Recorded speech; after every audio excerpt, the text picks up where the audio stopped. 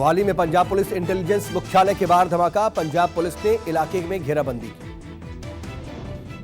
SSP Mohali मौके पर पहुंचे। धमाके से इमारत को नुकसान पहुंचा, शीशे टूटे। बम निरोधक दस्ता भी मौके पर पहुंचा। सूत्रों के हवाले से खबर, रॉकेट लॉन्चर जैसी चीज इमारत की तीसरी मंजिल से टकराई, टुकड़े मिले।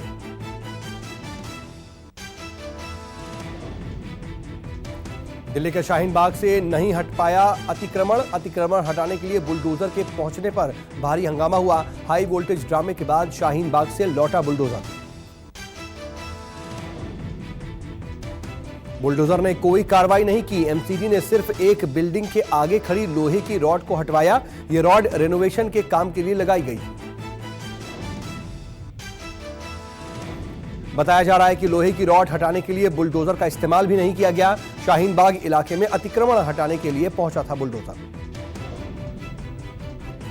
शाहीन बाग में बुलडोजर पहुंचने पर स्थानीय पार्षद समेत लोकल नेताओं ने कार्रवाई का विरोध करना शुरू कर दिया। लोगों का भारी हंगामा भी देखने को मिला।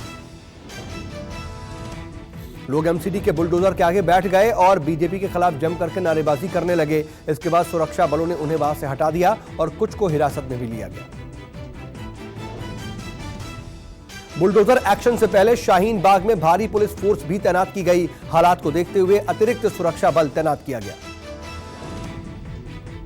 शाहीन बाग अतिक्रमण मामले पर सुप्रीम कोर्ट ने सीपीएम की अर्जी खारिज की। कोर्ट ने फटकार लगाते हुए कहा कि इससे सीपीएम के कौन से अधिकार बाधित हो रहे हैं।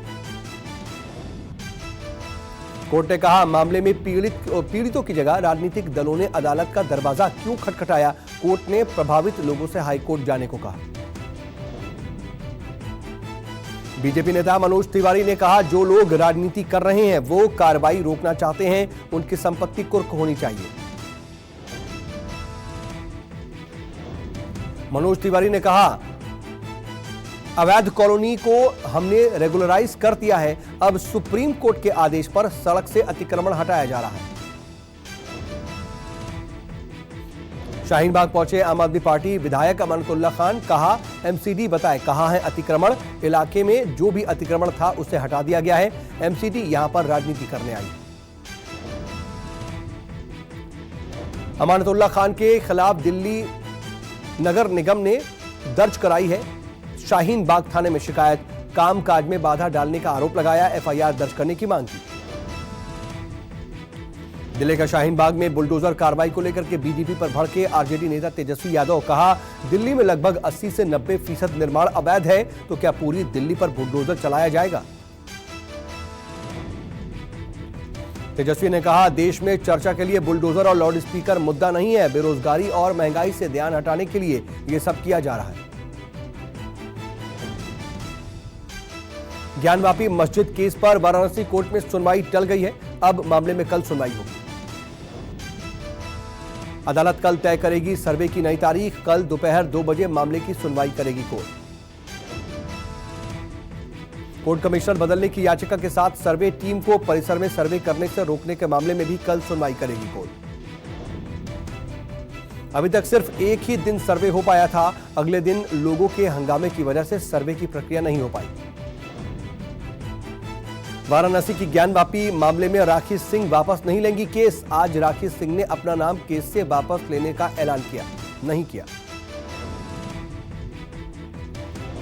दिल्ली में कांग्रेस कार्य समिति की आज अहम बैठक में राजस्थान के उदयपुर में 13 से 15 मई तक होने वाले चिंतन शिविर की रणनीति बनी।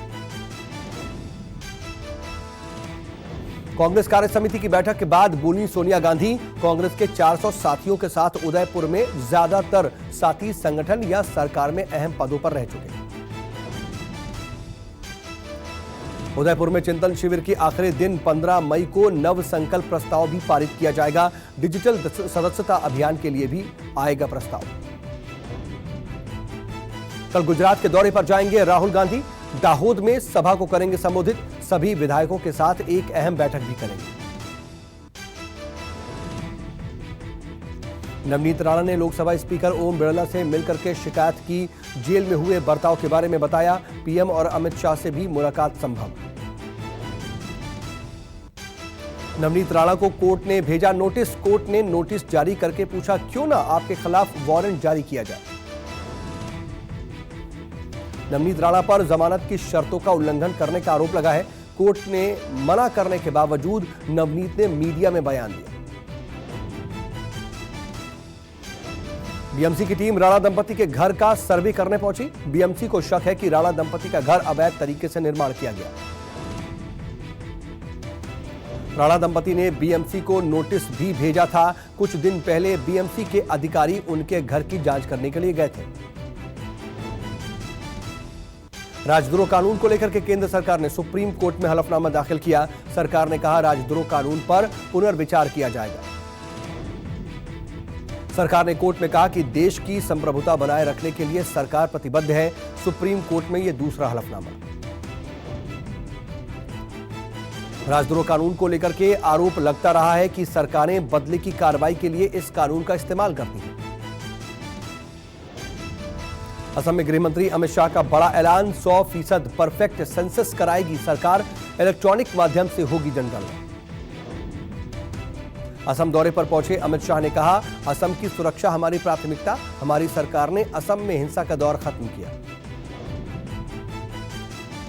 अमित शाह ने कहा, हमने बोडोलैंड के लोगों को मुख्य धारा से जोड़ा और बोडोलैंड को आत्मनिर्भर बनाया। कामाख्या मंदिर में पूजा भी की। अमित शाह ने मनकाचर पहुंच करके भारत बांग्लादेश सीमावर्ती क्षेत्र में जाकर के लोगों से मुलाकात की। शाह ने कई परियोजनाओं की आधारशिला भी रखी। अजय मिश्रा टेनी पर इलाहाबाद हाईकोर्ट की सख्त टिप्पणी। टेनी ने किसानों को धमकी ना दी होती तो लखीमपुर में हिंसा ना होती। कोर्ट ने यह भी कहा कि जिम्मेदार पदों पर बैठे लोगों को ऐसे बयान से बचना चाहिए। चंपावत उपचुनाव के लिए सीएम धामी ने नामांकन दाखिल किया। 31 मई को चंपावत सीट पर उपचुनाव होने हैं। 3 जून को नतीजे आएंगे। कांग्रेस ने धामी के खिलाफ निर्मला गहतोड़ी को मैदान में उतारा। 1 मई को भरेंगी नामांकन।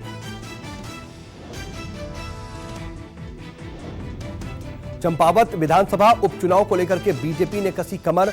चुनाव में जीत का नया रिकॉर्ड बनाना चाह रही है बीजेपी।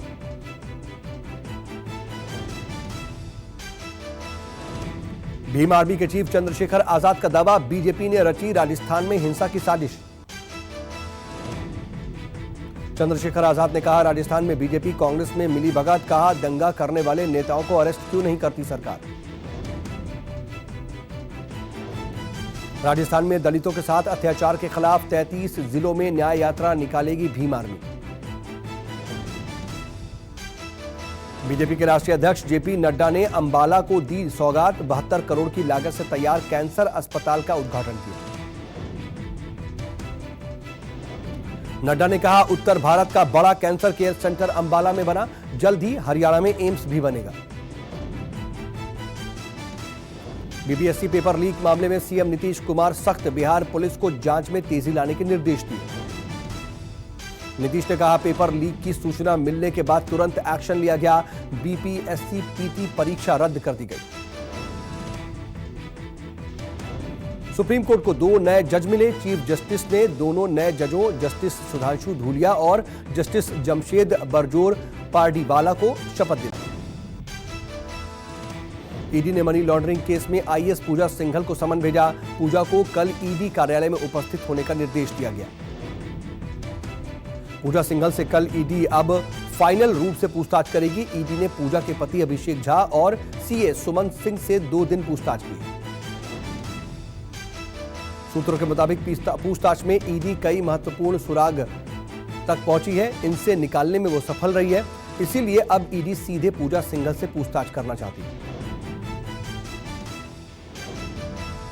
यूपी के कानपुर के बिकरू कांड में मुख्य आरोपी विकास दुबे की करीब 67 करोड़ की संपत्ति कुर्क होगी। बिल्हौर थाना प्रभारी चल अचल संपत्ति की सूची बनाई। 15 दिनों के अंदर सूची तैयार कर कुर्की की कार्रवाई भी अमल में लाई जाएगी। कानपुर और लखनऊ की संपत्तियों को कुर्क किया जाएगा।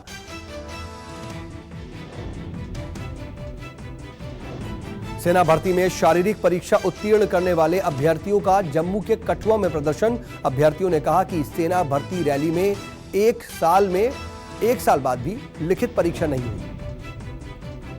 अभ्यर्थियों ने चेतावनी दी कि जल्द ही लिखित परीक्षा नहीं हुई तो उग्र आंदोलन करेंगे। कहा, युवाओं की उम्र सेना भर्ती की निर्धारित उम्र से अधिक होने वाली है। बिहार के दरभंगा में सेना बहाली में देरी की वजह से अभ्यर्थियों का गुस्सा फूटा। हाथों में तिरंगा लेकर के सैकड़ों छात्रों ने सड़क पर आगजनी कर प्रदर्शन किया।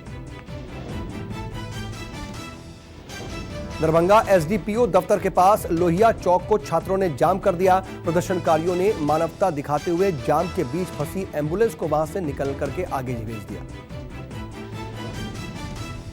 मुंबई में एनआईए का बड़ा एक्शन। दाऊद के करीबियों पर एनआईए की रेड, 20 से ज्यादा ठिकानों पर छापेमारी। एनआईए ने दाऊद गैंग के सलीम फ्रुट को हिरासत में लिया। सलीम को एनआईए दफ्तर ले जाकर के पूछताछ की जाएगी। अमृतसर में पाकिस्तान की नापाक साजिश नाकाम। बीएसएफ ने पाकिस्तान की ओर से आ रहे एक ड्रोन को मार गिराया। ड्रोन में एक बैग था, इसमें हेरोइन रखी हुई थी। जवानों ने ड्रोन से हेरोइन के 9 पैकेट बरामद किए। जम्मू कश्मीर के बारामूला में एक आतंकी गिरफ्तार। लश्कर के आतंकी के पास से एक पिस्टल और 9 कारतूस बरामद। यूपी के गाजियाबाद के इंदिरापुरम थाने के नीति खंड इलाके में पुलिस और बदमाशों के बीच मुठभेड़। मनोज नाम का बदमाश गोली लगने से घायल। बदमाश मनोज पर 15,000 का इनाम था। 2 साल से गैंगस्टर्स में वारंट चेकिंग के दौरान पुलिस ने की थी। जवाबी फायरिंग में वो घायल हुआ। पुलिस की गोली बदमाश के पैर में लगी। बदमाश को अस्पताल भेजा गया। मनोज पर 23 मुकदमे दर्ज। बाइक, तमंचा, कारतूस बरामद। यूपी के कन्नौज में खाकी के खौफ में बदमाशों ने सरेंडर किया। सीने पर तख्ती टांग करके कोतवाली पहुंचा गैंगस्टर का आरोपी नसीब। गोली ना मारने की फरियाद कर गिड़गिड़ाते हुए पहुंचा कोतवाली। नाना के साथ पहुंचे बदमाश को पुलिस ने हिरासत में लिया। देश में कोरोना संक्रमण और बढ़ा। एक दिन में 3,207 नए मामले सामने आए। स्वास्थ्य मंत्रालय के मुताबिक एक दिन में 29 लोगों की मौत हुई। एक्टिव मरीजों की संख्या 20,000 के पार पहुंची। राजधानी दिल्ली में पिछले 24 घंटे में 1422 नए कोरोना के मामले आए। करीब 6,000 तक पहुंचे एक्टिव केस। दिल्ली में कोरोना संक्रमण दर 5.34% तक पहुंचा। हालांकि किसी भी मरीज की कोरोना से मौत नहीं हुई। अहमदाबाद के नेशनल इंस्टीट्यूट ऑफ डिजाइन में कोरोना विस्फोट। 24 छात्र कोरोना से संक्रमित। 178 छात्र क्वारंटीन किए गए। अहमदाबाद नगर निगम के एनआईडी कैंपस को छोटा कंटेनमेंट जोन भी बना दिया गया। 2 छात्रों की स्थिति फिलहाल गंभीर, वो हॉस्पिटल में भर्ती। गुजरात के किसी शिक्षण संस्थान में दूसरी बार कोविड ब्लास्ट हुआ। इससे पहले गांधीनगर के गुजरात नेशनल लॉ यूनिवर्सिटी में 162 कोविड मरीज पाए गए थे। ओडिशा के रायगढ़ में भी कोरोना विस्फोट। 64 स्कूली छात्र हुए संक्रमित। बच्चों को किया गया आइसोलेट। प्रतापगढ़ में दबंगों ने युवक को लात घूंसों से जमकर के पीटा। पिटाई का वीडियो सोशल मीडिया पर वायरल। वीडियो वायरल होने के बाद पुलिस ने घटना का संज्ञान लिया। मामला दर्ज कर आरोपी की तलाश में जुटी पुलिस। बाराबंकी में छात्रों के 2 गुटों में खूनी संघर्ष। यूनिवर्सिटी के बाहर आपस में भिड़े दोनों गुट। चाकू लगने से एक छात्र की मौत हुई, एक गंभीर रूप से घायल। पुलिस के मुताबिक कॉलेज में कल्चरल प्रोग्राम के दौरान शुरू हुआ था विवाद। गाजियाबाद में कबाड़ के गोदाम में भीषण आग लगी। लाखों का सामान जलकर के खाक हुआ। दमकल की गाड़ियों ने कड़ी मशक्कत के बाद आग पर काबू पाया। शॉर्ट सर्किट से आग लगने की आशंका जताई गई। अलीगढ़ के शोरूम में एक भीषण आग लग गई। देखते ही देखते आग ने विकराल रूप धारण किया। सूचना मिलते ही दमकल की 5 गाड़ियां मौके पर पहुंची। दमकल कर्मियों ने कड़ी मशक्कत के बाद आग पर काबू पाया। लाखों का सामान जलकर खाक हुआ। कानपुर पनकी इंडस्ट्रियल एरिया में इंक फैक्ट्री में भीषण आग लग गई। फैक्ट्री बंद होने के चलते आग ने लिया विकराल रूप। आग की लपटें उठती देख स्थानीय लोगों ने पुलिस और दमकल को सूचना दी। दमकल कर्मियों ने कड़ी मशक्कत के बाद आग पर काबू पाया। आग में लाखों का माल जल करके खाक हो गया है। फिलहाल आग लगने की वजहों का पता नहीं चल पाया। यूक्रेन से जंग के बीच रूस ने 77वां विजय दिवस मनाया। विजयी परेड में राष्ट्रपति व्लादिमीर पुतिन ने अपना भाषण यूक्रेन के इलाकों के नाम लेकर के शुरू किया। पुतिन ने डोनबास, खार्किव और मारियोपोल का जिक्र किया। पुतिन बोले कि नेटो रूस की सीमाओं के लिए खतरा पैदा करने की कोशिश कर रहा है।